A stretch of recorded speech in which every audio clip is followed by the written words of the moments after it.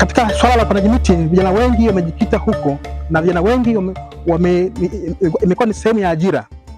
Lakini pia taasisi yetu imefanya utafiti ambao unahusika na kuangalia rasilimali za misitu namna gani zinachangia kwenye kutoa malighafi kwenye viwanda vya misitu hapa nchini.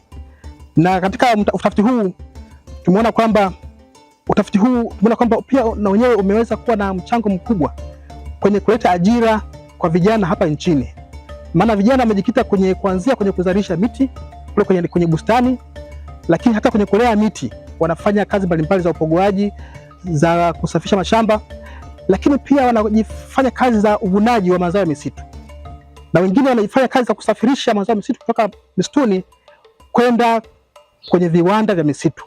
Na mote humo ukiangalia kuna ajira kubwa imetengenezwa kwenye sekta ya misitu. Na sisi kama taasisi tumetoa taarifa kwamba ni maeneo gani yanafaa kuendelea kuwekezwa kwenye kupanda miti, lakini pia na maeneo gani yanafaa pia kuwekeza kwa ajili ya kuweka viwanda vya misitu.